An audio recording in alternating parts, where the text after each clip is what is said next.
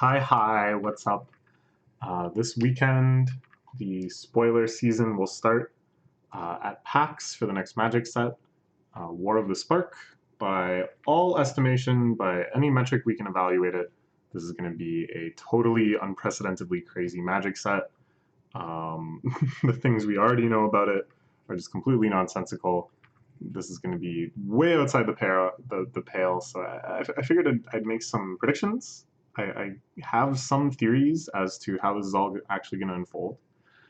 But first, I should acknowledge things I already got wrong. Um, the fact that there's 36 planeswalkers, I was completely in total disbelief. I thought this was the stupidest theory I'd ever heard. So they released the trailer where they pan around this room and show stained glass artwork of 36 different planeswalkers. And this led to some people speculating that there would be 36 planeswalkers in the set, which I thought was the stupidest thing I had ever heard, and that there was no way that they were going to do that. But nope. They announced that yes, there will actually be 36 planeswalker cards in the set, all new, and that each pack is guaranteed to have one. So I was pretty blown away by this. I thought that this was something that could never happen. That maybe there would be like an additional few, maybe 8 at most, but 36, oh my lord. And then I thought, okay, maybe they'll just be like flipwalkers, like in Origins, where it's a creature on one side and then under certain conditions it transforms into a planeswalker. I thought that would make limited and standard a lot more sensible. And people like these. I think Morrow has said it's just a matter of time until they do them again. So I was pretty confident that this was the direction they were going to go. Plus, it makes a lot of story sense because the Immortal Sun, which disables Planeswalker's sparks, is coming to Ravnica. So I thought it could depict Planeswalkers starting as creatures after this has happened, and then under their kind of victory conditions, whatever kind of represents in the plot them destroying the Immortal Sun or whatever and getting their sparks back would make them flip over and then they're planeswalkers. But no, Morrow has come out and said there are no flip cards in War of the Spark. So I was wrong too. So right now I'm 0 for 2. But I've been thinking about it a lot. I'm still trying to figure out how this is going to shake down. And here are my best guesses now. First off, this isn't super controversial, but I think there's going to be a huge expansion of the design space in Planeswalkers. Morrow has said a few times that they feel like Planeswalkers are a very limited design space, but that's only Planeswalkers evaluated under a pretty specific lens, like most of the time having a plus ability, a small minus ability, and then a big minus ultimate. Planeswalkers being at Mythic, Planeswalkers only showing up a few times per set, and Planeswalkers not having a lot of the other things that we're talking about here. So I think Planeswalkers with Enter the Battlefield abilities definitely could happen. Planeswalkers that have static abilities, something to defend them, like an equivalent of flying, or just like an emblem-like effect that just changes the rules while they're there, I think are quite likely as well. We've already kind of seen this with Planeswalkers that have the Can Be Your Commander ability. I think additional costs for loyalty abilities is something that we could see, where it's not just that you're dropping loyalty, but you also have to pay some amount of mana, discard a card, sack a creature, pay some life, things along these lines. More things like the X loyalty Nissa, which I showed you a picture of here. But even more diverse, like instead of just paying X and having it come down with X loyalty, instead have it ETB with loyalty equal to the number of cards in your hand, the number of lands you control, number of cards in graveyard, any number of things like that. More things like the minus only Sharkan, I think are pretty likely. Maybe just as like a couple cards will be like this, where it starts with high loyalty, but the loyalty can only go down. I think that's quite an interesting little experiment. I think we're guaranteed at least one 4-ability Planeswalker, and maybe even a 2-ability Planeswalker, especially if it has an ETB effect or a static ability. I could see them doing that. Also just for like card real estate. It's kind of tough to have 3 moderately complex abilities and then also an ETB effect and or a static effect. So I could see 2 ability walkers coming down like that. I think there's going to be planeswalkers at rare. I think that's very likely to happen. Not just because the unfeasibility of having 36 mythics just doesn't quite seem right.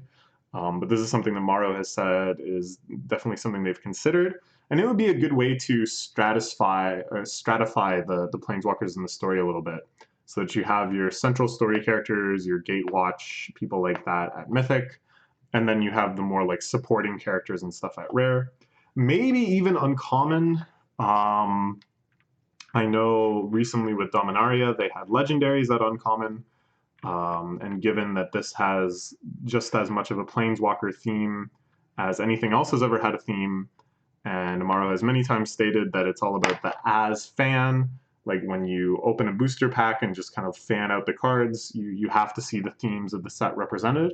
So in that sense, I could maybe see them dipping down as far as uncommon, but they're inherently quite complex cards for an uncommon, and they ought to have some sizable board impact when they come down.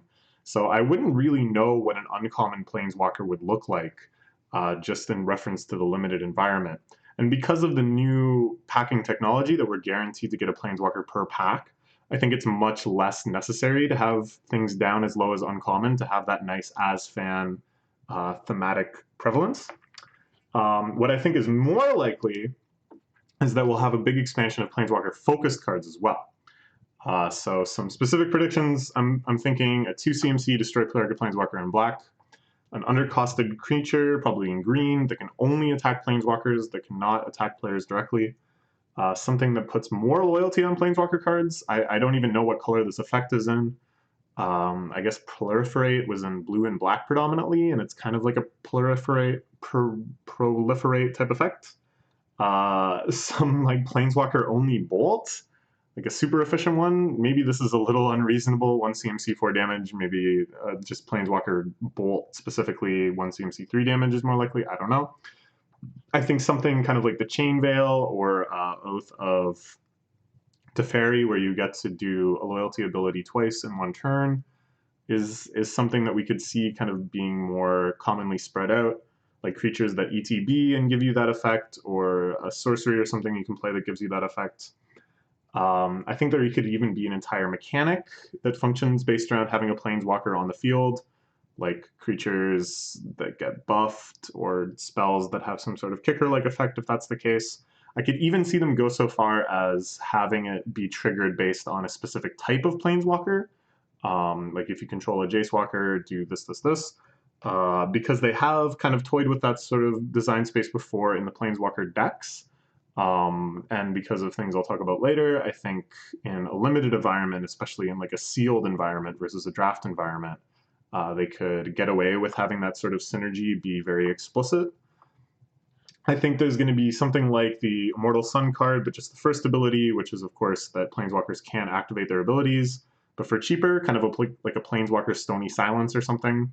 I could even see a new card type like auras or maybe even equipment for planeswalkers, things that add new loyalty abilities, maybe things that give them some protection, things that maybe have like a little bonus effect that happens on each loyalty ability.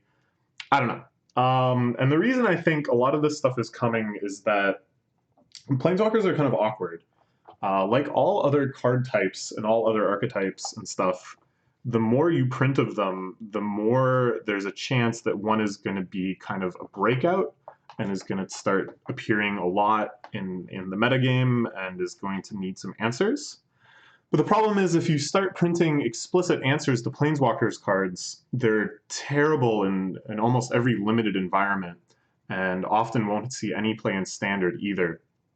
So this is a very rare, like once in a lifetime type opportunity where they actually know that limited environments are going to have a ton of planeswalkers in them, and then probably Standard is going to get super saturated with planeswalkers too. So it's a chance that they can actually print these answers in a way that is useful immediately and isn't just like dead cards in all but Eternal formats. And then they're always there for the Eternal formats, for Modern and Legacy. If there's ever some Super Friends deck that starts getting out of hand, or some other deck that just relies heavily on some Planeswalker, They have these checks already in place. I think the other thing we're going to see is deep seeding of booster packs, so that not only will we have one Planeswalker per pack, but we'll have some friends to go along with it for each one. So we already saw Ajani's Pride Mage and Augur of Bolas spoiled. And I think every Planeswalker is going to have like 4 or 5 cards that are kind of like this, that are thematically relevant, flavorfully relevant, and have some sort of mechanical synergy probably with the Planeswalker they're allied with. I think some of these will be reprints to kind of refresh the stories of these Planeswalkers up until now. Some, of course, the vast majority, of course, are going to be original. And this also kind of ties into how the spoiler season is going to be working for this set, which is something they're doing new for this as well, which is very exciting, where it's not just going to be kind of cards at random, all the big flashy cards at first, being kind of just dumped continuously, but rather a more like organized story focused development.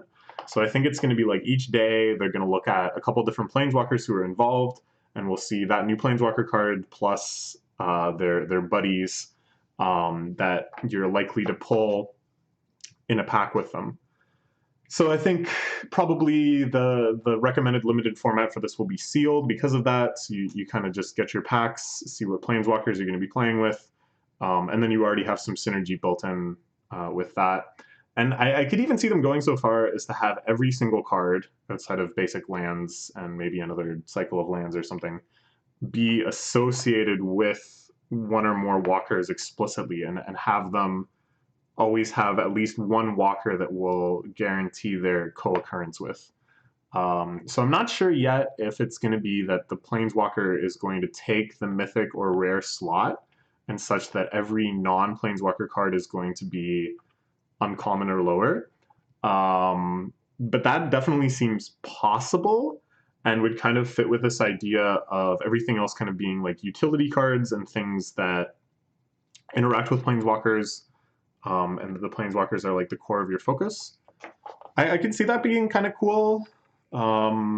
Draft might be really strange. Standard is probably going to be really weird for a while. But this is all fine. This is all things that are exciting if you think of them optimistically. I don't know. I feel like it's going to be really strange, but they've been very excited about this new kind of printing technology where they can much more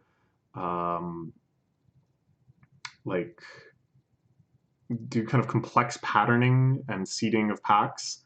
In Battle Bond, we already saw it that you get both partners in each pack. Like if you get Toothy or whatever, you're going to get his buddy every time. So I think they're going to take that even further, with each pack essentially being like a Planeswalker themed pack. As far as the story goes, I think it'll be kind of just small skirmishes and stuff throughout Ravnica. And throughout it, we're going to kind of receive rumor and hearsay, and kind of ultimately a fight to control some big nuke type weapon. It's going to go off and end on a cliffhanger. Who survives, who dies, we don't know. We won't find out for a while. We then cut to Kaldheim, which is the Nordic Viking Eternal Winter type plane that they've shown in a few supplemental products. And then a couple of Planeswalkers who I don't think will be our main Gatewatch cast, but instead just some kind of new characters that they're hoping to promote more, have fled there, but they're desparked. That whatever big explosion or whatever, this big weapon, even if they got away, they didn't come out of it unscathed, and now they can't planeswalk away from this new harsh plane.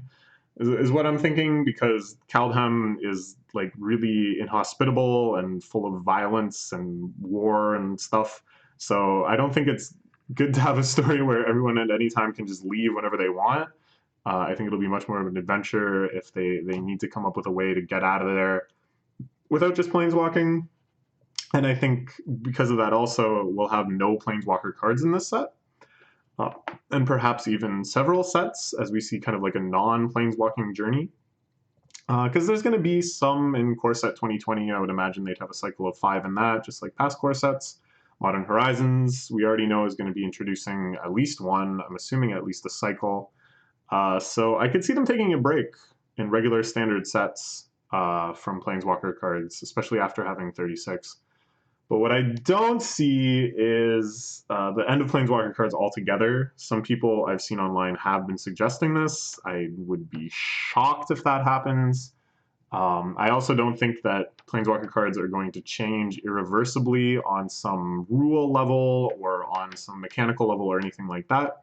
There's going to be a lot more design space, I think. They're going to introduce all of these new things that Planeswalkers can do, but there's nothing that's going to be like taken away from them or changed in functionality or anything like that. I don't think any other story elements are going to come into play besides maybe this kind of like super weapon type thing that I'm imagining. So no Emrakul showing up, no Garruk showing up. It's just kind of all of the people that we already know are going to be there, all 36 of them, duking it out in all sorts of crazy fight polygon shapes and stuff, which I'm excited for. I think that makes for a pretty exciting, entertaining story. Yeah, so I don't know. I don't have that many like radical um, predictions. I think this makes a lot of sense, though. If you're going to do a planeswalker-oriented set, you got to look at the opportunities that gives you for things that would be good to have in the game that normally you can't really do. And I think there's only, I don't know, there's only so many things you can do with planeswalker cards as they are now. And to have incremental changes, like if there was a set where, like, wow, for the first time there's a planeswalker in this set that has an ETB ability, that's not that exciting. Or for the first time ever, a planeswalker at rare, that by itself is almost the opposite of exciting. But if you do all of these things at once, if you have this opportunity to just make all of these firsts happen simultaneously, the total of that is actually very exciting and gets across this planeswalker theme, I think, quite dramatically. So I don't know. That's what I'm thinking. We will find out on Sunday. So look forward to that. I sure am. I can't remember the last time I've been so excited for a new Magic set and also just so confused. I still have no idea how they're going to pull this one off. And then after that, we have Modern Horizons to look forward to. So that's pretty sweet too. Okay, that's all for now.